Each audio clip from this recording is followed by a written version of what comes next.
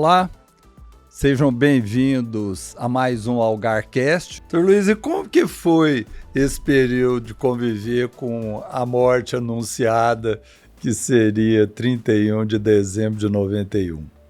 Olha, existia uma Guerra Fria. Toda a vida existiu uma Guerra Fria, e tinha muitos associados nossos, né, que vinham perguntar assim, como nós vamos ficar, nós vamos perder o emprego, não sei o que e tal. Então a gente tinha que dar uma resposta e falar para eles assim, não, por que nós compramos Uberaba? Nós compramos Uberaba porque era um bom negócio comprar Uberaba, e também dizer o seguinte, falar para o nosso pessoal, olha, quem está comprando não está vendendo, né? Comprador não é vendedor. Aí, tá bom, tal. O negócio começava a esquentar demais, então, vamos comprar Franca também, para dar uma resposta para o pessoal, mas não, nós estamos aqui para ficar, não é para... Era o argumento que a gente tinha, porque se argumentar com a pessoa, está falando aí que vocês vão vender, tal, vocês vão vender ou não? Luiz, desculpa. E aí os investimentos que eram feitos de inovação, o micro-ondas, as centrais telefônicas já computadorizadas, então eu lembro muito bem que se estamos investindo cifras significativas para melhoria dos serviços, por que nós vamos vender? É verdade. Luiz, mas aí teve, nesse período que antecedeu o encerramento das concessões, né, teve uma mudança no grupo, que veio uma pessoa para cá, né, que o senhor contratou, no final dos anos 80, para assumir, então, a profissionalização do grupo, né, que foi o Mário Grossi. Ô Celso, antes da gente entrar no Mário Grossi, que o Mário Grossi é um capítulo que a gente tem que dedicar a ele, tão positivo que foi. Antes do Mário, veio aqui um amigo nosso que era diretor da Ericsson, chamava Falcão. O Falcão sentou junto com o papai, comigo, e o Walter também, eu acho que estava presente na ocasião, e falou assim, por que vocês não fazem um levantamento da área todinha e faz uma compra de equipamento? Ele estava vendo o lado dele, de vender um equipamento para a área todinha, né? Nós falamos assim, você está certo, né? Vamos fazer isso, né? Então fizemos aquele plano, geralmente no dezembro, fim de dezembro, a gente sempre fechava o ano com uma compra grande para ir para o outro ano, né? E compramos equipamento para a área todinha. E o ano subsequente àquela data foi um fracasso do Brasil. O Brasil parou, né? Mas Itumbiara tinha aqueles 500 telefones que saíram do Uberlândia, que foram para Itumbiara, e nós tínhamos compra uma estação da Ericsson, lá, uma RF, sei lá, moderna, de 1.500 telefones, e não conseguimos vender em Itumbiara mais de 100 telefones. Vendemos o plano de expansão lá, não conseguimos vender telefone nenhum. E eu me lembro até hoje, um espanhol que chamava Garrido, veio com a equipe dele para poder... ele era profissional de venda de telefone, saiu de Itumbiara, não conseguiu vender a quantidade, e foi para Carmo do Paranaíba. Chegou em Carmo do Paranaíba, não conseguiu vender nenhum telefone. Tinha um fotógrafo lá em Carmo do Paranaíba, que era muito popular na cidade. Ele chamou esse fotógrafo e falou assim, você quer um telefone? Eu quero, eu vou te dar um telefone, mas tem uma condição. Qual que é a condição? Você tem que contar para todo mundo que você comprou esse telefone, você não pode falar que você ganhou, não. Tá bom, tal. Daí, 2 dias o cara chegou lá, eu quero devolver o telefone que você me deu, viu? A situação estava tão feia que estava terrível. Aí nós tínhamos aquele problema em Itumbiara como é que nós vamos fazer? Aí alguém deu uma ideia, vamos forçar a cobrança, né? Aqueles que deixaram de pagar, tal, aí a gente cancelou a linha, a compra dele, o contrato dele, né? Aí caiu lá pela metade, uns 50, 60 telefones. Aí nós fomos na praça de Itumbiara comprar telefone, comprar de terceiro. Compramos os 50 telefones lá em Itumbiara, o preço foi lá para cima. Viu? Aí entregamos.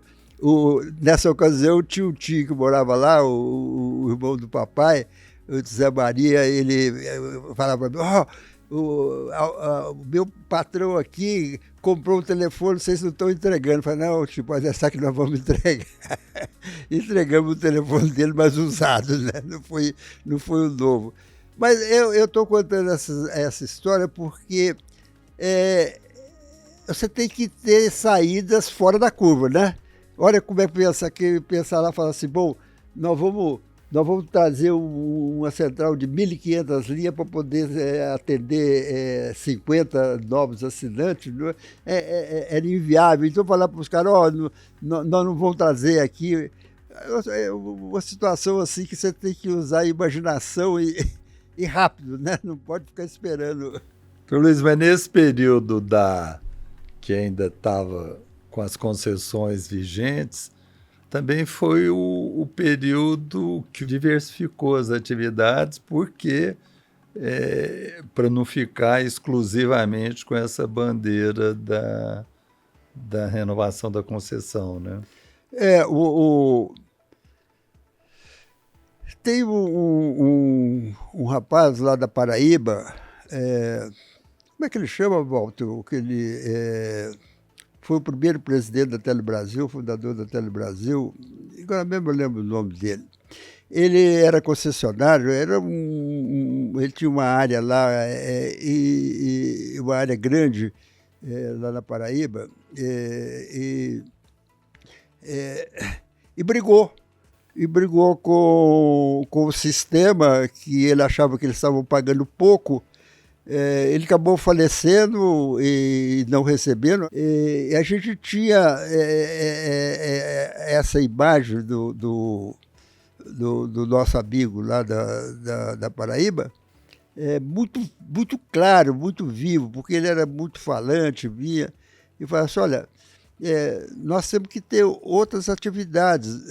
Amanhã depois o sistema vem cá, pode comprar e pagar. Aliás, o general Alencastro, numa visita ao papai aqui, em Uberlândia, lá na Machado de Assis, falou para ele assim, claramente, eu estava sentado ouvindo, falou, senhor Alexandrino, o senhor vende a sua empresa agora, porque agora nós temos condições de pagar. Se o senhor não vender agora, eu não sei como é que vai ficar. Fez essa ameaça para o papai. O senhor Alexandre engoliu em seco. Falei, nossa, o senhor vai morrer aqui agora, né? Falei, só, general, o senhor não preocupa, não. Eu não vivo disso aqui. O meu ganha-pão é lá nos Irmãos Garcia, lá de lá que tem meu sustento. Agora, o meu filho, o Luiz, o senhor mesmo vai dar emprego para ele, porque ele é um técnico de telefonia, o senhor precisa dele, então não estou preocupado, não. O senhor pode tocar sua vida e tal. O senhor Alexandre foi lá no fundo do buraco para encontrar uma resposta, né? Mas é para mostrar que não era dinheiro que movia a empresa. Isso que tirava, assim, a argumentação deles, né? Porque ou era o poder, né? Que era a autoridade, ou tentaram outra estratégia, vão pôr dinheiro na mão deles, né? E não colou. A coisa não era assim que funcionava, né? Então, é importante essa colocação, e você está, doutor Luiz, falando desses projetos e saiu comprando os equipamentos, eles eram aprovados em Brasília e sempre demorava. E esse ano, então, eles autorizaram tudo, liberaram tudo de uma vez só para falar assim, vocês não vão dar conta de fazer, né? Agora vocês vão entupir. Agora vocês vão ter um problema seríssimo. E aí foi um desafio para todos nós que trabalhávamos, foi pegar todos aqueles projetos que foram liberados de uma única vez, né? Fazer um planejamento e ativar.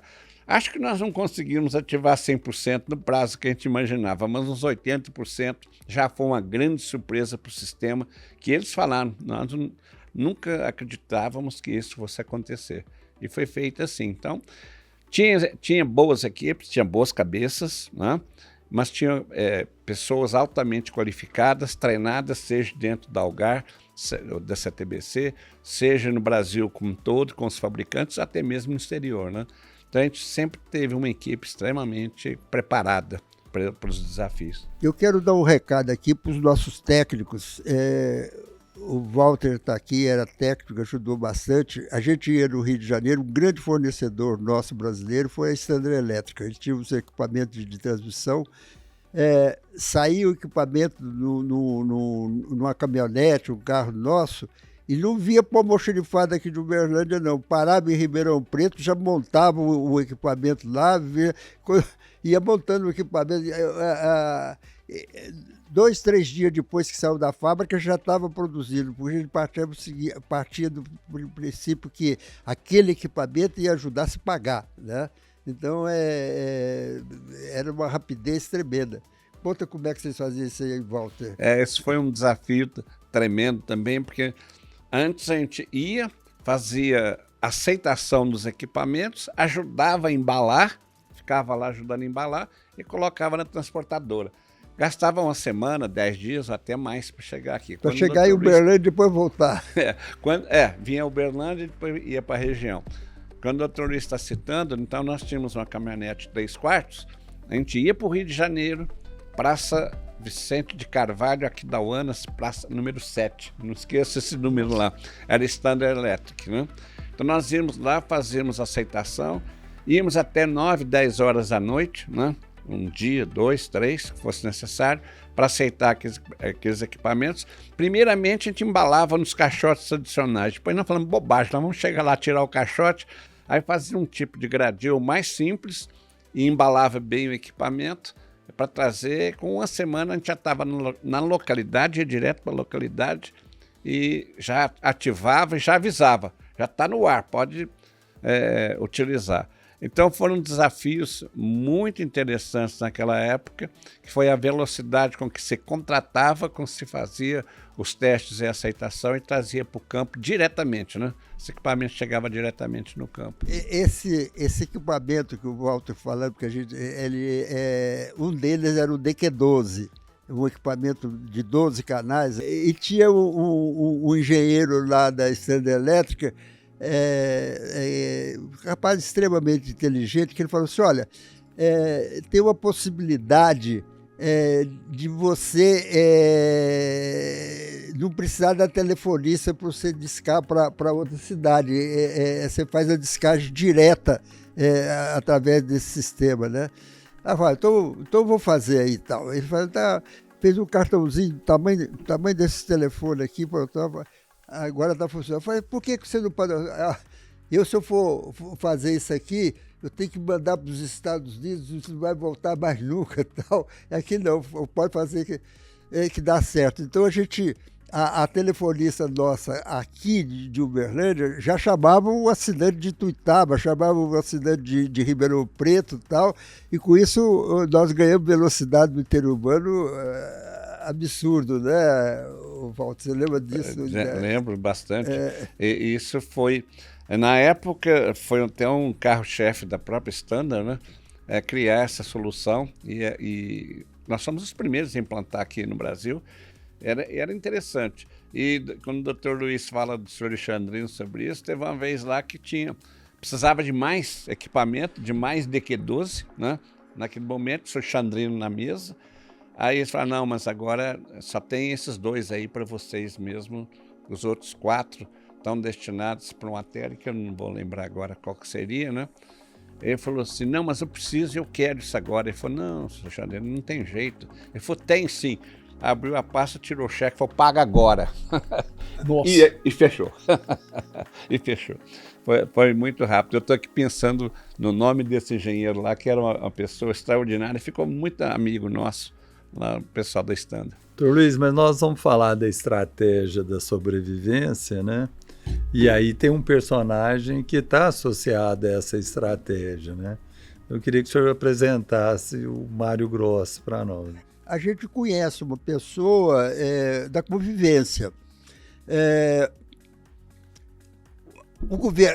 O governo militar botou na cabeça que de toda empresa estrangeira brasileira todas as empresas estrangeiras que tivessem no Brasil tinha que ser bando brasileiro. A gente, quando ouviu falar aquilo, a gente falou assim, esse negócio aí é outra coisa que não vai pegar. Aí quando viu a Érico se reunindo com o Monteiro Aranha,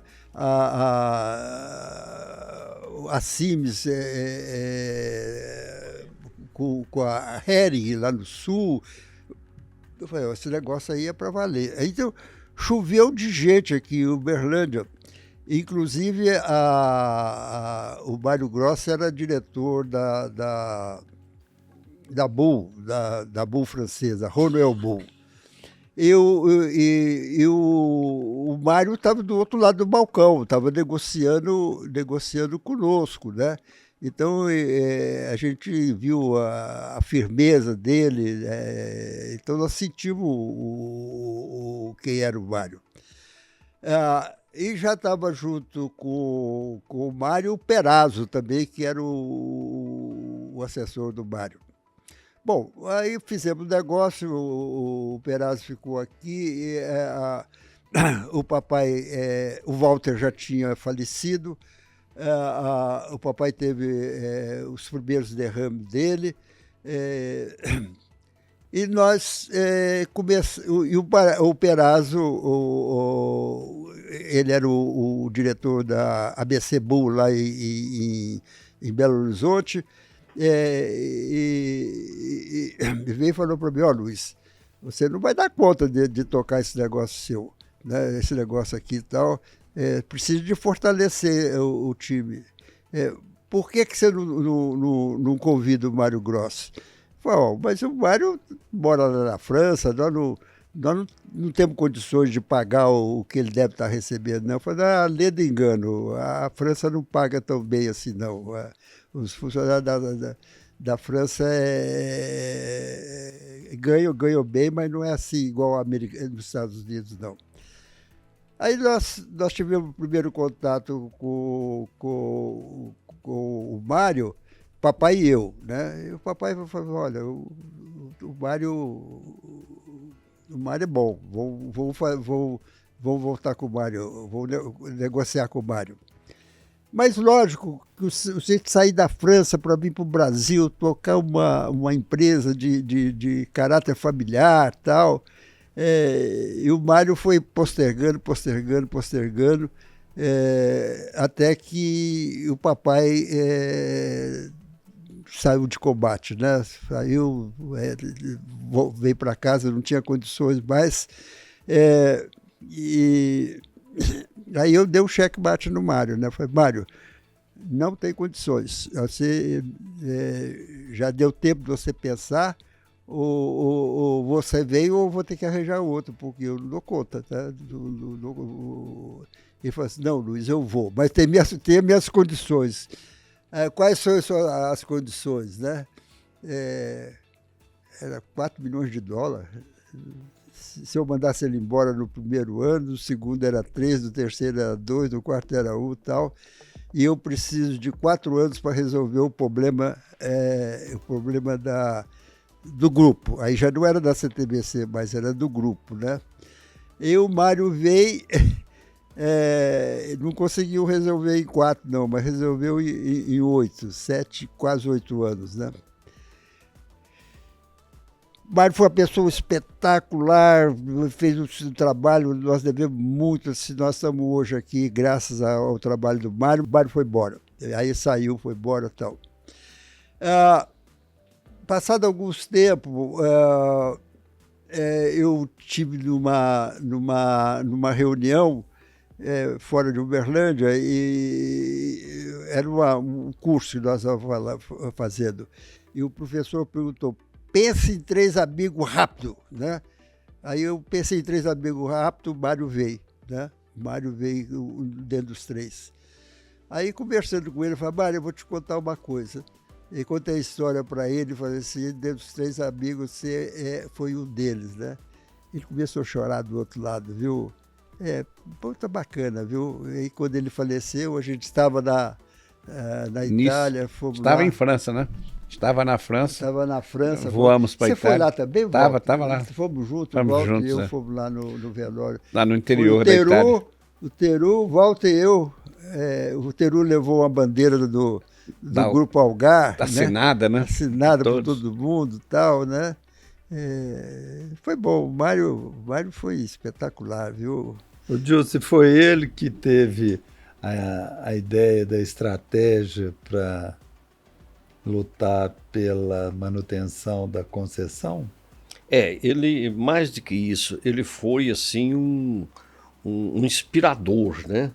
Porque como o doutor Luiz falou, ele era muito aguerrido. Então ele dormia com aquele assunto e acordava no dia seguinte. Cobrava de todo mundo. Então eu e o Emerson fazíamos essa ponte. Tivemos a sorte, a oportunidade de contar com uma equipe, que uma pessoa que esteve antes do Mário lá, o John, né, indicou um pessoal especializado lá de Brasília, que conhecia bem as questões institucionais, e com isso a gente foi elaborando. Então o caminho sugerido foi, vamos dizer assim, foi o mais difícil, porque era um projeto de lei. E um projeto de lei, conversando com esses especialistas, a primeira coisa que você tem que ter é um respaldo do caminho que ele vai seguir. Então foi sugerido de trabalhar nas 2 casas. Teve um lado estratégico muito importante, que foi, diferentemente do que se fazia, do normal, o projeto entrou pelo Senado, né, Emerson? Sim. E com isso surpreendeu a turma mais aguerrida, mais estatizante, que fica na Câmara dos Deputados. E a gente teve, então, esse apoio e precisava, acima de tudo, do respaldo na hora das votações, porque é uma coisa sui generis. Eu sei que o Emerson vai explorar isso mais um pouco, mas uma lei, ela não tem contestação. Se você tem um outro instrumento, pode ser contestado, mas a lei, ela foi discutida democraticamente em todas as instâncias de decisão legislativa e depois foi sancionada pelo presidente da República. Então foi um caminho árduo. Nós levamos aí quase 2 anos, né, Emerson? Algumas dores, né? Hérnias de disco e um monte de coisa no caminho, mas aprendemos a respeitar os outros e trabalhar no convencimento. Aí essa credibilidade, esse respaldo que a empresa tinha com as comunidades foi fundamental. Mas a determinação que o Mário tinha, prestava conta para ele cedo, de tarde e de noite. Então, às vezes, o Emerson falava assim, não mudou nada, mas ele queria saber. Então, ele acompanhou muito e dava respaldo à experiência europeia, né? Dava essa segurança para a gente. E foi um grande aprendizado para todo mundo, de paciência, de trilhar esse caminho. Surpreendeu a oposição, quando eles viram o projeto estava pronto, estava aprovado, e até pessoas ligadas a gente, a empresa, não acreditavam que aquilo era um caminho. O próprio senador do nosso estado, o Ronan Tito, né, era muito amigo, é muito amigo do Dr. Luiz, eu falava, puxa, mas esses meninos seus estão indo por um caminho muito difícil, é apoiar nas duas casas, mas foi o caminho que foi eleito e deu certo, né? Ô Emerson, como que foi a escolha desse caminho? O consultor, vou resgatar o nome dele, que é Sid Brigger. Ele foi muito tempo diretor do Senado e nos deu um respaldo imenso e muito importante na escolha das diretrizes. E vou resgatar, Dilson, o Somário participou de tudo. Verdade o que o Dilson falou. Ele me ligava, eu estava dentro do plenário. Fica na linha comigo. Você está onde? Eu falei, estou no plenário, Somário. Fica na linha comigo. Não, você estava no orelhão, né? No orelhão, depois que vê o celular... Não tinha celular, não. Não tinha, não. Corria lá para atender o orelhão e voltava. Eu estava no orelhão do plenário. Eu ligar para ele e tal. Ele era um gestor operacional fantástico, né, doutor Luiz? Mas nesse particular, quando o Mário me contou isso aí, eu falei assim, Mário, você está noite de verão pensando nessa... Você acredita que a Câmara e o Senado vai votar uma lei para uma empresa do interior aqui, nem da capital, né, de Uberlândia? Ele falou assim, pois é. Vai. Agora tem uma coisa, você não pode entrar nisso não, porque senão você vai atrapalhar. Tá bom, mas vamos trabalhar, né? Vamos trabalhar. Aí, respondendo, Celso, a estratégia foi iniciar pelo Senado, o senador Odacir Soares, de Rondônia. Então, nós trabalhamos uma ligação, o mapa completo. Uma ligação forte com o Marco Maciel. Com o Marco Maciel. Que era o líder, né? Fizemos a amizade do Marco Maciel com o Somário. O doutor Mário tinha uma ligação com o Marco Maciel. Fizemos essa aproximação. O Mário gostava muito do Marco Maciel, né? Ele ia na Brasília, ele ia visitá-lo. Foi um elo importante. O Marco Maciel. E ele era muito forte em Brasília, né? Marco Maciel. Não, acho que a gente não pode esquecer disso aí. O nosso deputado aí de Tuitaba, né? O Samir Tanus. Sim. Nós começamos pelo Senado, doutor Luiz.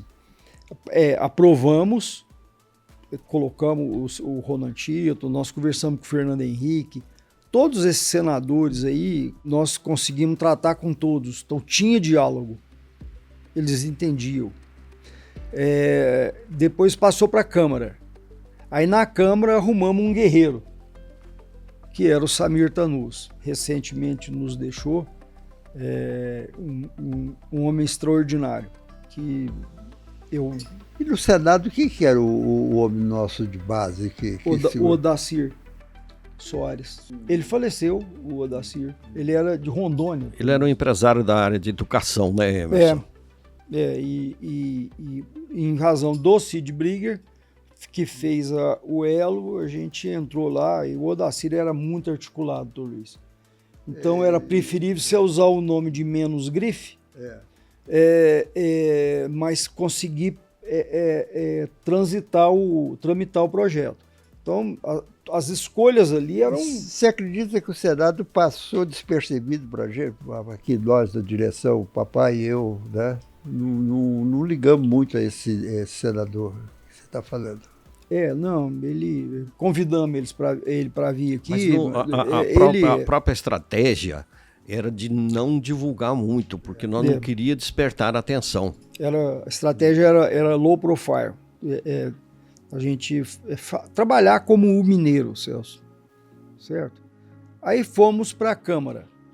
E na Câmara foi outra grande etapa e fundamental, porque um dos pontos básicos da estratégia foi incluir os associados da Algar Telecom no processo. Difícil. Não só os associados, como os clientes também, né? Os prefeitos. Tudo. Colocamos a sociedade inteira. A sociedade, as instituições para isso daí. Aí nós fomos ampliando. Quando você perguntou da estratégia, e na primeira vez estava eu, o Somário e o Dilson, né? O Dilson falou assim, aí eu trouxe a ideia, mas depois a gente acertou por causa do presidente da comissão, que era o Antônio Brito, foi governador do Rio Grande do Sul. O seu Mário falou, esse menino tá doido, Dilson. Vou pegar o povão aqui, pôr num ônibus e ir pra lá. Falei, eu bati pé. Falei, seu Mário, mas é surpreendente. Não foi feito ainda. Tanto que, futuramente, Celso... O que tem o Brito desse negócio? O Brito era o presidente da Comissão de Ciência e Tecnologia.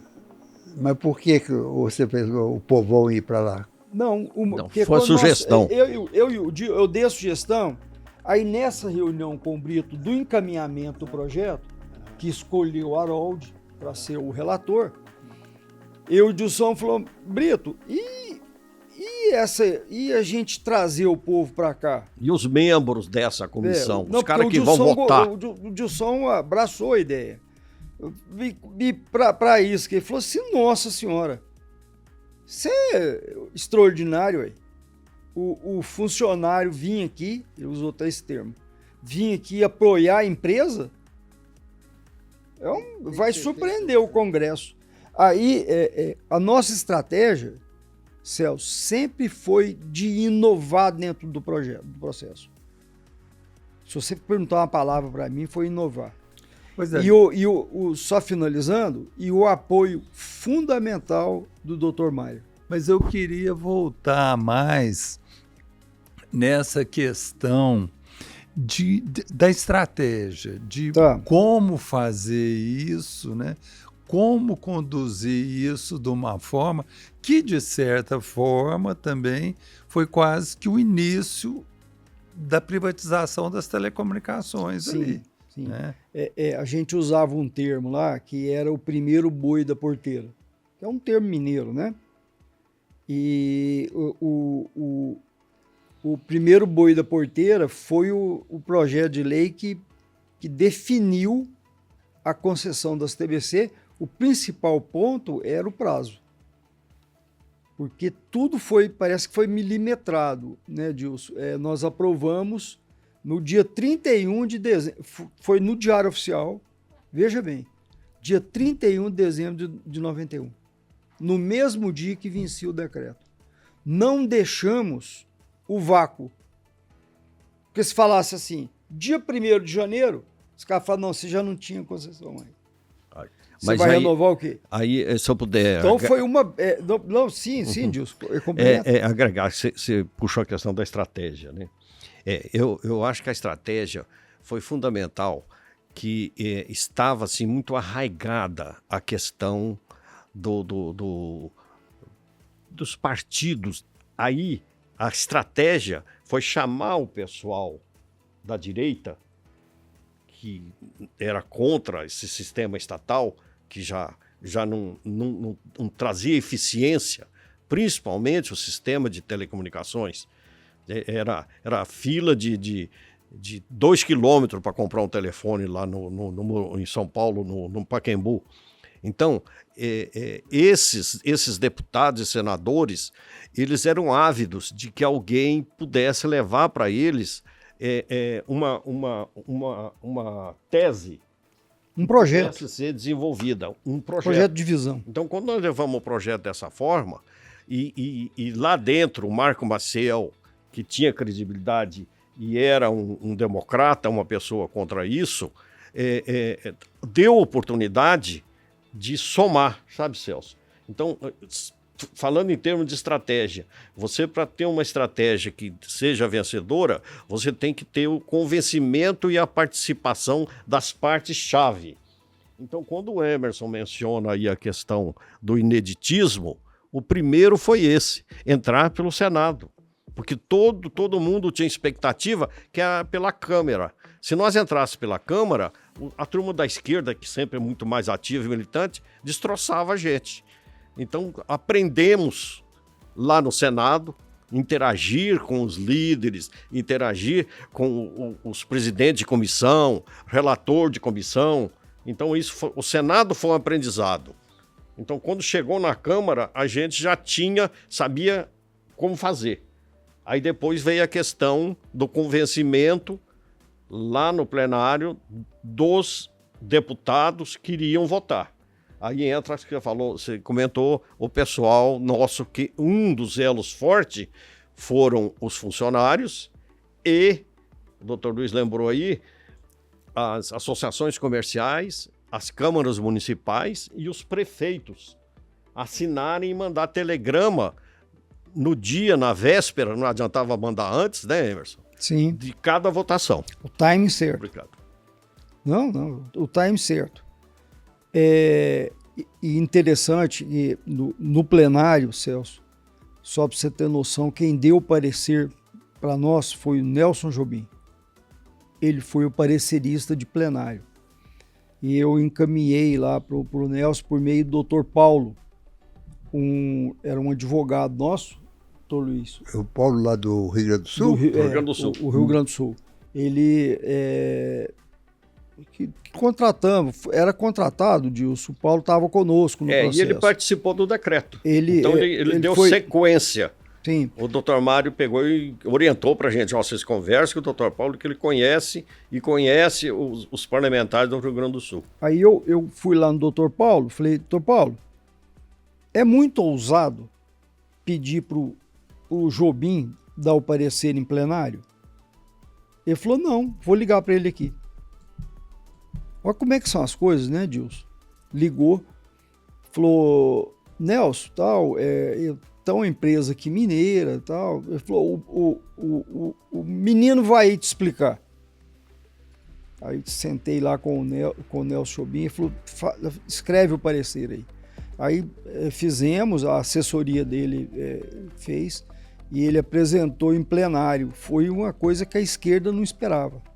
Então, como eu digo, que eu estou falando aqui, das inovações dentro do processo, toda hora a gente tinha uma ideia que inovava o encaminhamento, Celso. Tudo isso foi se encaixando como um quebra-cabeças do encaminhamento do projeto. A gente chegava num determinado ponto na comissão. Com quem que a gente fala? Como que a gente vai encaminhar? Como dizer isso? Quem é a voz importante para a gente ter aqui? Formadora de opinião. E buscamos muito os formadores de opinião. E foi muito importante. E tem sofrência, viu, Celso? Nossa Senhora. Muita sofrência. Porque quando a gente conseguiu aprovar no Senado, veio para a Câmara, a gente ficou aliviado. Falou, agora na Câmara é a última etapa.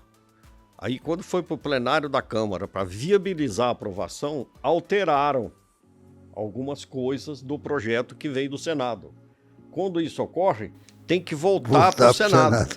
Então lá fomos nós ajoelhar no milho de novo para poder validar o projeto que estava aprovado na Câmara. Mas aí já foi um ponto que nós tínhamos cumprido as duas primeiras etapas. Então era a terceira. É evidente que a volta para o Senado não foi a maravilha que saiu de lá, mas foi o possível que a gente conseguiu. É verdade. Isso o Harold falou para nós, né? Vocês vão andar mais um pouquinho. Agora não tem como aprovar aqui na comissão do jeito que vocês querem. Agora você imagina convencer seu Mário pelo orelhão que os caras estavam votando, que não tinha jeito, era aquilo lá. Era aquilo ou aquilo? Aquilo ou aquilo. O que nós conseguimos foi renovável. Só um exemplo. A concessão o original era 30. Porque era o normal de uma concessão de telecom. Nós usamos, sempre procuramos usar o que já era da tradição, era da praxe. E o Harold reduziu para 8, num acordo com a esquerda, para pegar uma parte do centro. E isso falar com o Somário. Eu acho que ele subiu da cadeira dele, deve ter ido lá para o topo. Aí conseguimos renovável. Da sala, tanto que ele ficou bravo. Né? Conseguimos renovável, que se dava a possibilidade do 16. Aí nós brigamos, eu e o Dilson, pelo renovável. 8 anos, tudo bem, mas renováveis. Mais 8, 16. Não tinha limite. Não tinha. Aí eu falei, Dilson, a cada 8 anos nós temos que fazer uma auditoria e renovar, né? Vamos passar por uma sabatina, Check-up. um check-up. Você queria vencer aquela etapa. Outra, que venha. Deixa eu comentar mais uma coisa da estratégia, que é simples. Nós fizemos um projeto, Celso, e o Cid, eu discuti muito com ele, nós colocamos um projeto recheado de problemas do sistema Telebrás. O financiamento para pesquisa e desenvolvimento, do CPQD. Recursos, né, Emerson? O FNT. A gente criando a figura. E criamos ali colocamos várias ideias. Colocamos o bicho bem gordo, para do outro lado sair o que a gente queria. Em momento algum. Que era o prazo. O ponto fulcral nosso era o prazo. Aí nós colocamos um monte de coisa aí. Teve sanção, o presidente Collor vetou várias partes e conseguiu. O Itamar. Aí já era o Itamar, né? Itamar era o presidente, né? Era o presidente. Quem assinou foi o Inocêncio de Oliveira. Que assinou. Aí é mais uma história, só para terminar. Quando nós pensamos que a sofrência tinha acabado, que tinha sido aprovado, era o Itamar. Né? Aí foi para a sanção presidencial. Quem era o presidente?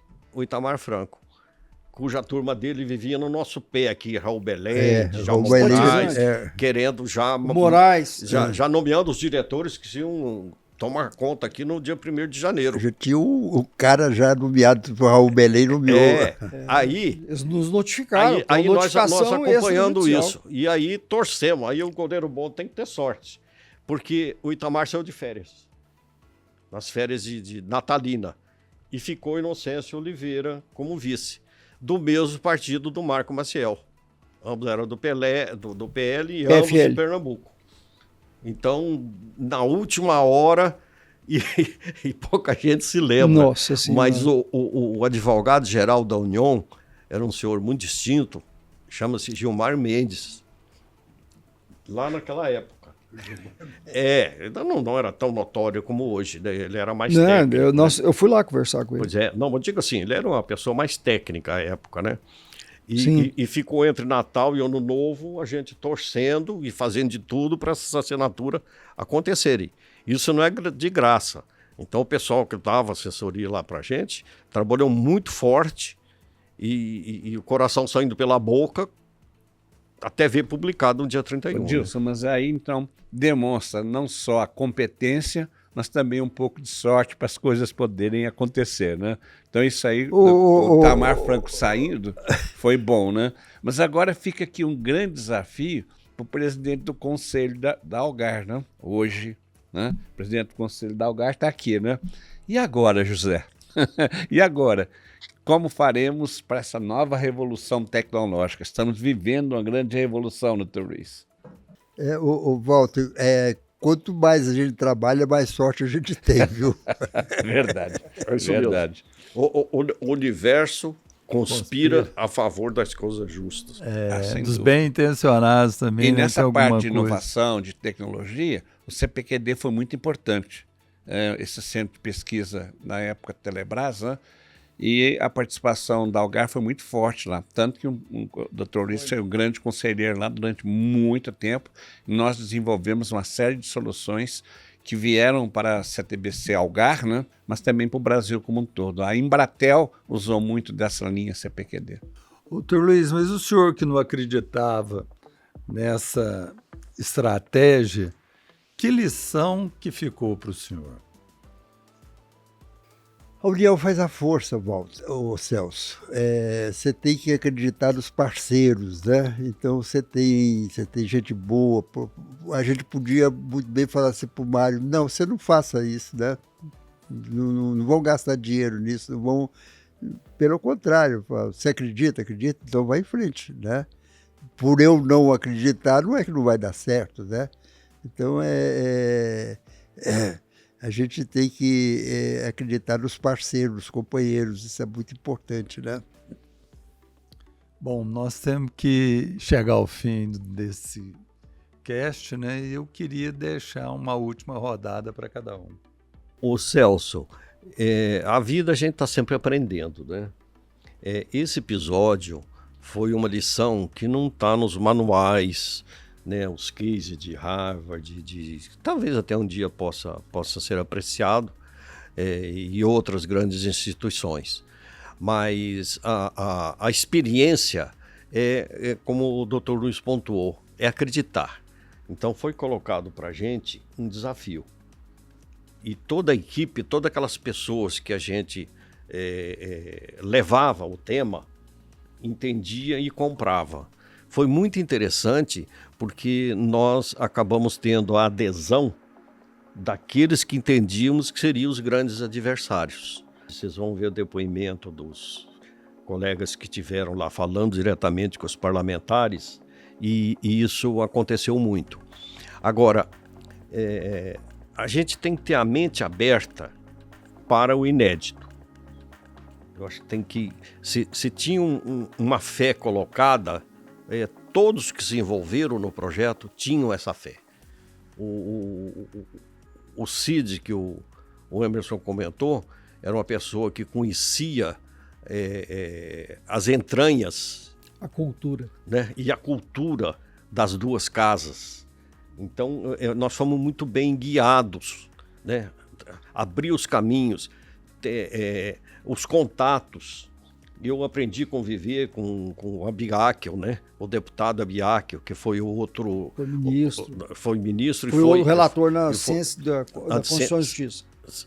Na Constituição e Justiça. De Constituição e Justiça. Porque se não passasse lá, estava morto. Então, essa diversidade, mas acima de tudo, de comprar e acreditar na ideia. Então, nós acreditávamos muito que aquilo era uma alternativa, era muito difícil conversar com parlamentares, com diferentes interesses, mas um ponto comum é que a causa era válida. A causa era muito boa. E quando a gente falava da empresa e mostrava, as pessoas aderiam. E o momento, era um momento de teste da questão estatizante. Aquele modelo já estava se exaurindo. Então tinha uma boa vontade e uma necessidade daqueles parlamentares que acreditavam na livre iniciativa e viam que o sistema já não atendia mais. Então foi como o Emerson falou, passa boi, passa boiada. Então nós não fomos o boi de piranha, muito pelo contrário. Nós fomos o boi que foi e venceu. Então a lição de vida é essa, que quando a gente tem uma causa que acredita e entende que é justa, e você está cercado de bons companheiros que acreditam nela, a chance do sucesso é muito grande. No caso, aconteceu. Eu vou pegar seu gancho, Deus. Excelência, inovação e o desafio. E quase que por ser impossível, foi lá e venceu. Eu acho que é isso que resume Algar, né? Veio pequeno, cresceu, desafios grandes, não foram poucos, mas esse de Brasília talvez tenha sido o contexto que demonstra que é possível fazer quando existe companheirismo e, como o Dr. Luiz disse, acreditar nas pessoas e nas empresas, e aí vem a solução. Esse processo está recheado de lições. E a primeira delas é que começou com uma estratégia entre poucas pessoas e foi desenvolvendo, Celso, e gerando uma participação coletiva impressionante. Isso foi uma grande lição que eu tirei de tudo isso. Às vezes você combina uma coisa aqui no escritório, estuda, vai a campo e aquilo se torna tão grande que você tem que envolver todo mundo. Nós tínhamos que explicar para o pessoal nosso, técnico, como fazer isso. Eu fiz uma planilha dos comuns, os maçons, os que eram engenheiros, os advogados, os economistas. Aí nós fizemos essa planilha, né, e vimos as visitas que o pessoal cumpriu, e impressionante o comprometimento do pessoal da Algar. Impressionante. De todos. Então, eu hoje, se eu tivesse que finalizar, fazer uma visão geral, na minha opinião, é agradecimento e saber que a inteligência e a força coletiva sempre será vencedora. Obrigado pela oportunidade, Celso. Nós estamos encerrando esse podcast, né? Encerrando esse podcast agora. Eu vi que os companheiros aqui levaram tudo para o final. Aliás, um final feliz que foi a concessão. Mas eu quero voltar lá atrás, né? Muitas coisas que nós, um marco muito grande, que quase 30 anos atrás, foi o link de fibra ótica que a gente fez junto com a Petrobras, ligando Brasília a Paulínia, né? Aquilo multiplicou a possibilidade, com esse link que a gente fez, nós fizemos swap para o Brasil inteiro. Isso foi um negócio extraordinário do crescimento da Telecom, da Algar Telecom, da CTBC. Nós passamos para a parte mais rica do Brasil, que é aqui a ligação para São Paulo, e todas as cidades nós deixamos o rabicho de fibra ótica e não soubemos aproveitar essa facilidade que nós deixamos. O Brasil hoje, os prestadores de serviço particulares, os ESPs, hoje somado, tem muito mais telefones ligados nas suas redes do que os grandes, do que estou me colocando junto com os grandes, do que nós anteriormente. O cavalo passou arriado e nós não subimos, não pegamos o cavalo. Nós devíamos ter feito isso aí e passamos batido. Mas o mundo é cíclico, vai voltar, vai ter oportunidade. Só o período que a gente não consegue medir o período, qual é o tamanho que ele vai ser. Eu quero plagiar o show aqui, que ele sempre dizia que foi feito porque nós não sabíamos que era impossível.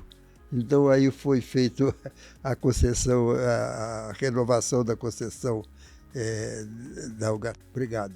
E tá aí, né? O impossível tá aí para ser feito, né? Ainda tem muito impossível para Algar vencer e superar. Até a próxima. Algar, gente servindo gente.